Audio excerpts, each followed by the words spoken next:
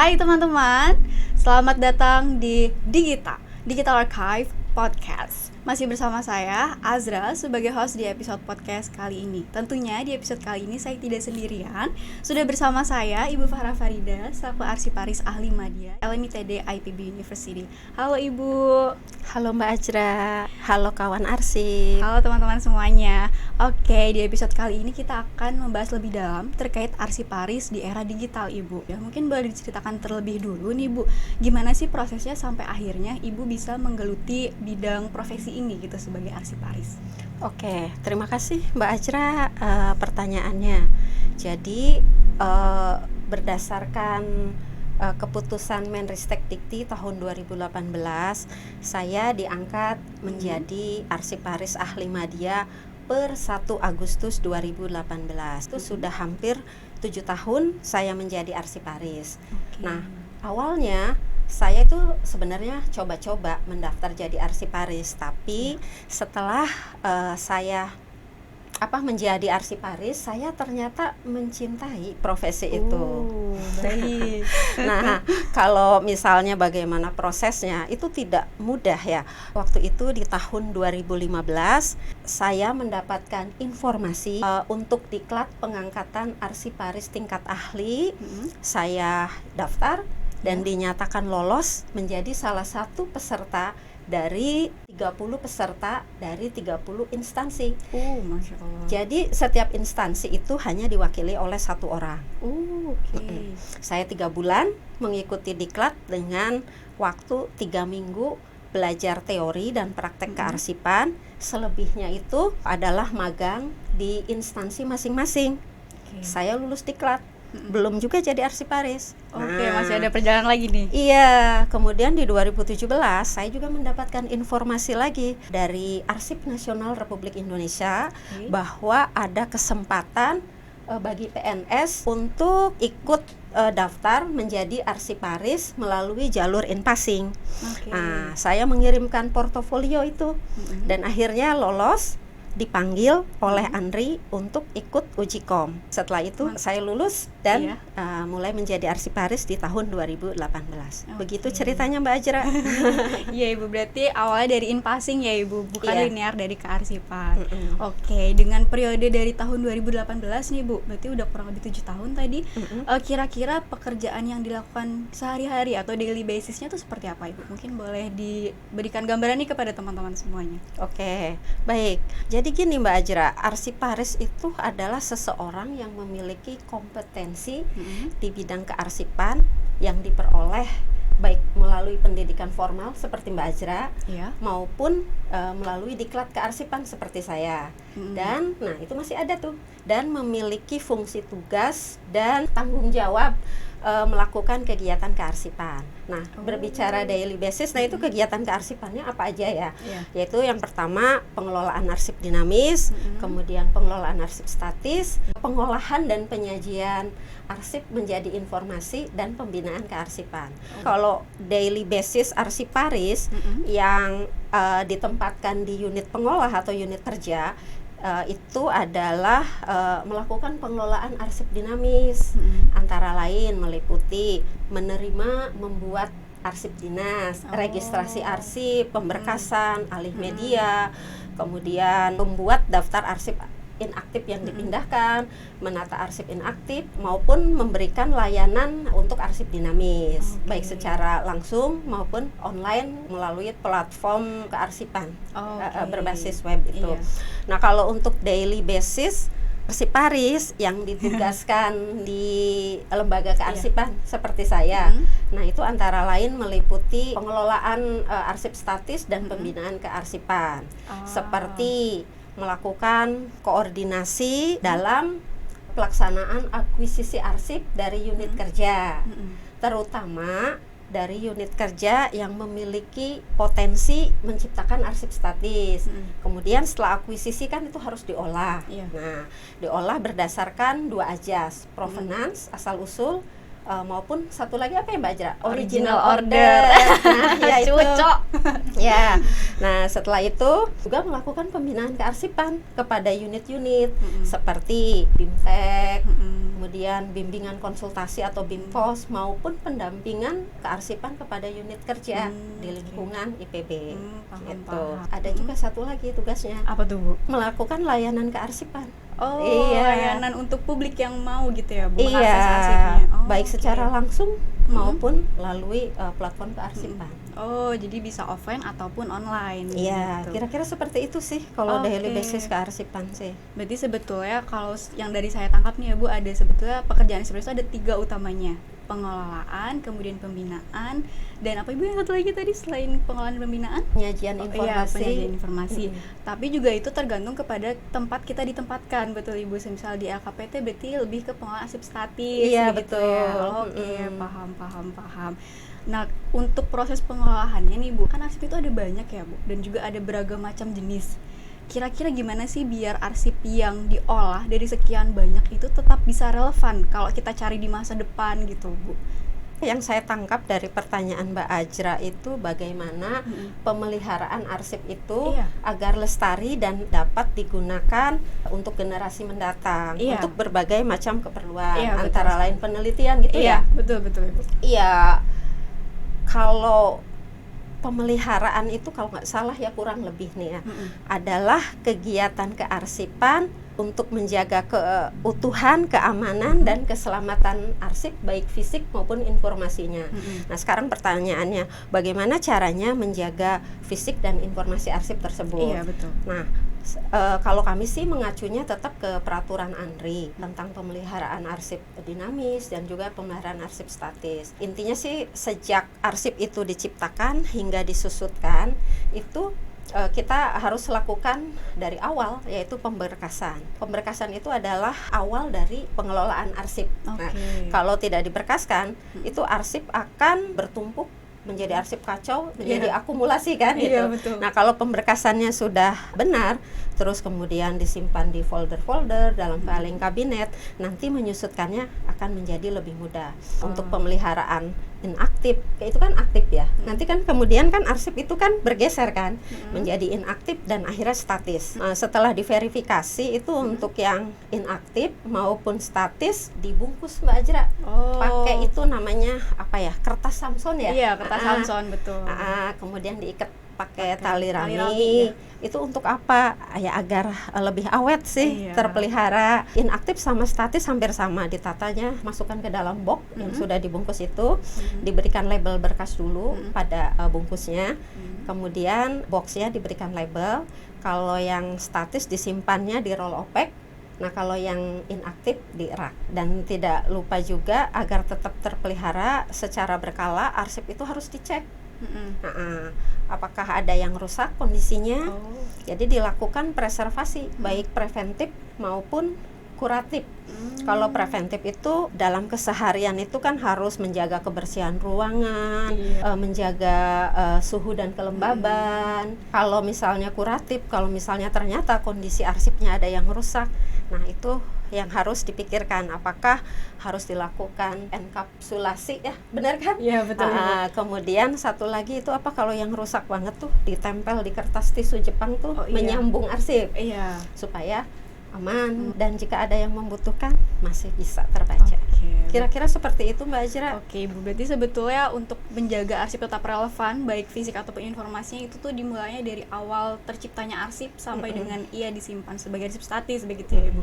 Oke, kalau misalkan kita lihat di era sekarang nih Bu, kan udah ada banyak teknologi digital, ada juga di arsip IPB ada inovasi e-office dan arsipedia. Nah, kira-kira bagaimana arsip-arsip itu memanfaatkan platform tersebut untuk menjaga informasi agar tetap relevan Bu di era digital? Oke, ini terkait dengan e-office dan arsipedia ya. Kalau kita lihat definisi arsip ya, arsip itu adalah rekaman kegiatan dan peristiwa dalam berbagai bentuk media sesuai perkembangan teknologi informasi dan komunikasi. Jadi sebenarnya arsiparis juga harus bisa mengikuti perkembangan teknologi informasi terkini dalam pengelolaan arsip. Karena apa? Pengelolaan arsip berbasis kertas itu kan sudah mulai tergantikan dengan format elektronik. Nah, sebagai arsiparis tentunya saya senang di IPB ada sarana kearsipan seperti e-office maupun Arsipedia. Itu kan membantu layanan akses arsip dengan lebih cepat dan mudah tanpa orang itu harus datang ke kantor, ya kan? Kecuali memang belum tersedia di Arsipedia. Bagi peneliti ataupun user yang membutuhkan bisa datang ke kantor arsip. Karena memang di Arsipedia belum semuanya aksesnya itu terbuka, gitu kan. Kemudian dengan adanya e-office, pekerjaan lebih efisien. Pengelolaan arsip dari mulai diciptakan hingga disusutkan itu secara otomatis dapat dilakukan oleh sistem, gitu kan Mbak Ajra. Tetapi kita juga nggak boleh lupa bahwa tidak semua arsip itu lahir digital kan? Ada istilahnya born digital juga ya Bu? Ya, kan ada beberapa juga arsip yang memang saat ini yang saya tahu ya masih lahir secara konvensional. Kayaknya sih seperti kartografi, kearsitekturan, kemudian MOU. Nah, itu ya bisa dilakukan pemberkasan, kemudian dialih mediakan, kemudian dengan e-office. Jadi ada dua tuh. Iya, bukan menghilangkan salah satu tapi mengintegrasikan keduanya ya, memanfaatkan platform yang sudah ada untuk mempermudah pengolahannya dan juga penyimpanannya untuk jangka yang panjang. Iya. Oke. Berkaitan dengan digital nih, tadi kan kita udah bahas sedikit tentang manfaatan platform digital untuk kearsipan gitu ya. Nah, saya baca beberapa referensi ilmiah nih ya Bu. Ada yang menyebutkan salah satu istilah profesi baru, yaitu digital archivist. Nah, tanggapan Ibu terkait hal ini bagaimana nih Bu? Digital archivist, arsiparis digital kan bahasa Indonesianya ya. Iya. Waktu saya taunya adalah arsiparis karena yang diolahnya itu konvensional. Kertas fisik gitu ya Bu? Iya, melakukan pemberkasan, tempat simpannya filing cabinet, box, roll open gitu. Nah, kalau digital archivist itu mungkin karena kita juga sudah masuk era digital. Arsipnya juga dalam format digital. Jadi pengelolaan arsipnya adalah digital. Juga berbeda dengan simpannya itu harus di sistem, di cloud dan lain-lain lah itu. Digital archivist itu ya arsiparis harus dapat mengikuti perkembangan teknologi informasi agar dapat mengelola arsip digital. Tentunya arsiparis itu kan kompetensinya hanya kearsipan. Nah, dia harus bisa juga berkolaborasi dengan bidang lain seperti bidang IT gitu kan, karena di situ nanti untuk pengelolaan arsip di era digital memerlukan kolaborasi. Atau bisa juga berkolaborasi saya kira dengan perpustakaan ya kan, ada jenis arsip yaitu karya ilmiah. Ya seperti skripsi, tesis, disertasi itu kan juga bisa melakukan kerjasama dalam hal layanan pada repositori. Saya kira seperti itu, dan menurut saya juga untuk kedepannya profesi arsiparis untuk digital archivist itu kan kayaknya sih lebih cocok jika seseorang itu memiliki background dari Ilkom, IT, ditambah dengan kompetensi kearsipan melalui diklat. Kan sebenarnya bisa melalui formal atau diklat kearsipan. Jadi sepertinya untuk digital archivist saya kira lebih cocok itu, dan IPB punya itu yang memiliki background pendidikannya IT, Ilkom.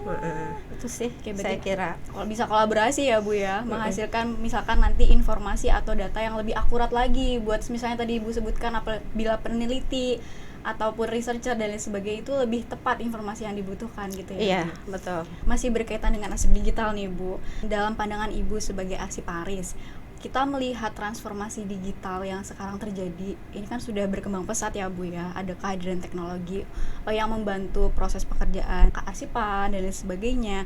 Bagaimana sebetulnya perubahan ini merubah gitu terhadap peran arsiparis? Apakah itu menjadi tantangan atau justru kesempatan untuk belajar lebih dalam lagi terkait hal ini? Baik. Terima kasih Mbak Azra. Dua-duanya ya saya kira menjadi tantangan dan juga bisa lebih belajar untuk menyesuaikan perkembangan teknologi terkini. Jadi bertransformasi dari konvensional menuju digital, yaitu pasti akan ada tantangannya. Ya arsiparis dituntut untuk bisa melakukan pengelolaan arsip sesuai perkembangan teknologi informasi terkini, perkembangan zaman, perkembangan organisasi. Nah, di era digital ini tentunya lebih banyak atau lebih meningkat volume arsip digital dalam beragam format. Ya, nah ke depan datanya akan menjadi lebih besar daripada fisik atau arsip fisiknya. Itu kan menjadi tantangan sendiri dalam hal pemeliharaan, penyimpanan dan keamanan. Nah, arsiparis juga harus menjaga arsip dari ancaman peretasan, malware, kemudian pencurian data pribadi.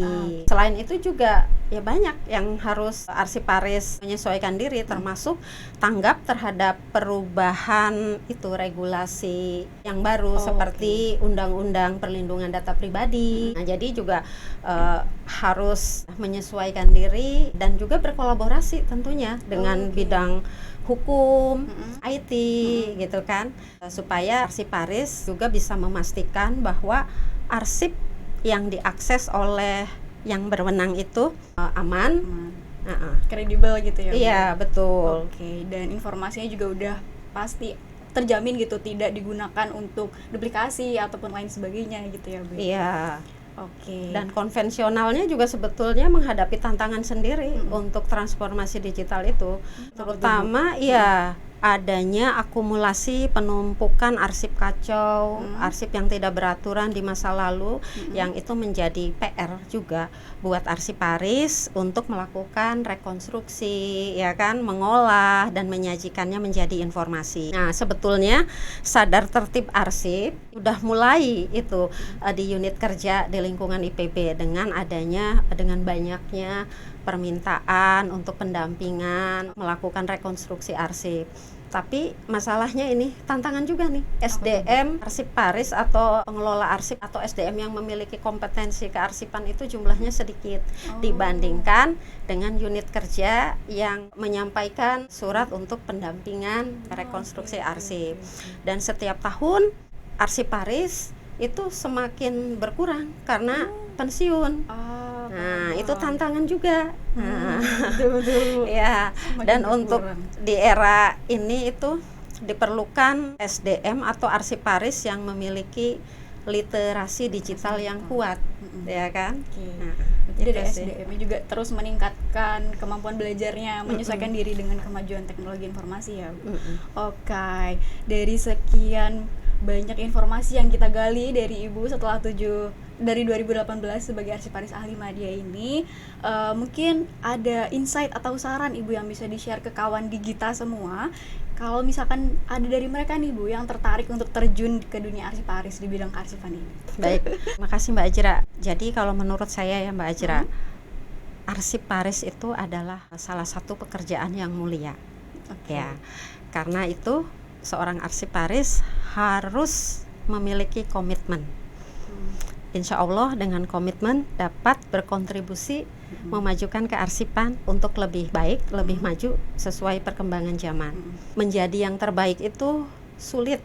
Nah, tetapi berusaha untuk menjadi lebih baik dari yang kemarin, saya rasa itu yang terbaik gitu ya.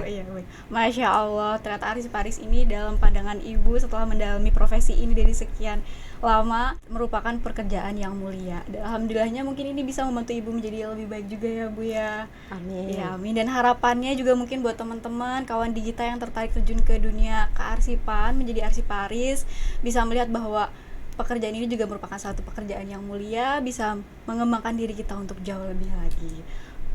Terima kasih Ibu masukannya, dicatat sama-sama. Baik, dicatat ya teman-teman semua insight dari pembicara kita kali ini. Terima kasih Bu Farha sudah menemani saya di episode podcast kali ini. Sehat dan sukses selalu Ibu. Terima kasih juga kepada kawan Digita yang sudah menonton sampai sini. Hopefully masukan dan apa yang kita diskusikan di episode kali ini bisa memberikan insight yang bermanfaat bagi kawan Digita semuanya. Mungkin sebagai penutup Bu, kita jargon bareng-bareng. Mungkin ya Bu, jargon arsip IPB. Oke, 1, 2, 3. IPB Digital Archive, preserving the past, shaping the future. Bye-bye, see you on the next episode.